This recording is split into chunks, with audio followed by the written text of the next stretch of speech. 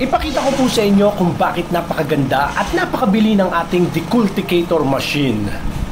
Kasi naman, 3-in-1 na siya. Pagmasdan nyo pong mabuti, sabayan pong ginagamit yung shredder at yung decultivator. At ang kagandahan po nito, magkaiba na po ng labasan ng mga materials. Tingnan nyo po, mas convenient din po siyang gamitin dahil electric starter na po siya.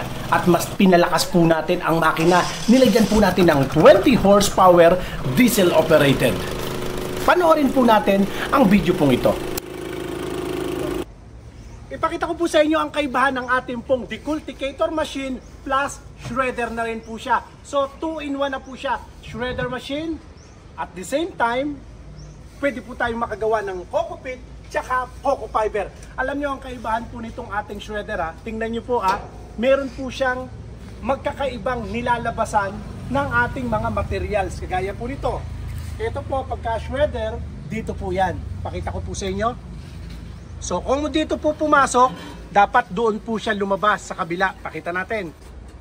Ayan, yung materials niyan, dito po lalabas. May sarili po siyang butas. Yung ibang mabibiling yung decultivator machine, dito na rin po dumadaan. So ang tendency, nagbabara lang po yan. Okay? Sa atin po, hindi. Magkakaiba po yan. Magkakaiba. Okay? Tapos ang kagandahan po nito, tingnan nyo yung atin, key starter na po siya. Electric starter po siya. Electric starter. So hindi po tayo mahihirapang humila. Kasi sa laki po ng makina po natin, tingnan nyo po, 498cc. Okay? Sa iba po, 12 horsepower lang. Pero sa atin, napakalaki po ng makina. At sa laki po ng makina, kinakailangan natin ng susi o key starter. At ang kagandahan nito, pwedeng key starter, pwede rin po siyang recoil starter. Pakita ko po sa inyo, testingin natin. Pindot lang, kaya kahit babae mag-operate, wala pong problema.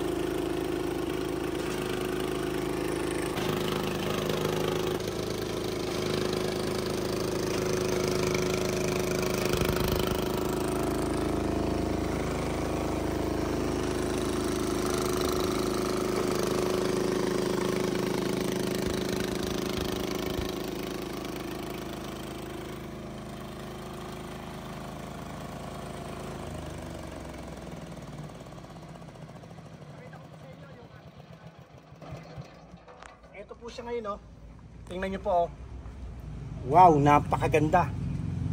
Yung tawag po dyan, coco pit. Ito naman po yung coco fiber.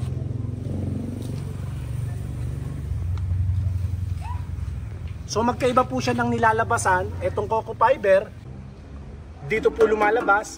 Ito naman pong shred natin, dito po siya lumalabas. Ayan, Okay po. Sa lahat po ng mga interesado, pwede po kayong mag-follow sa ating pong Facebook page o kaya ay mag-comment sa ating pong YouTube channel. Presyo lang po sa ating yan 78,000 lang po kahit i-canvas nyo muna po. Yung kaibahan ng atin, with key start na po siya. At ang kagandahan niyan, mas malaki po ang makina at meron pa po siyang additional na shredder machine.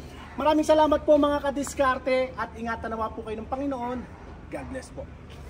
Mga kadiskarte, napakarami po kayong scammer sa online.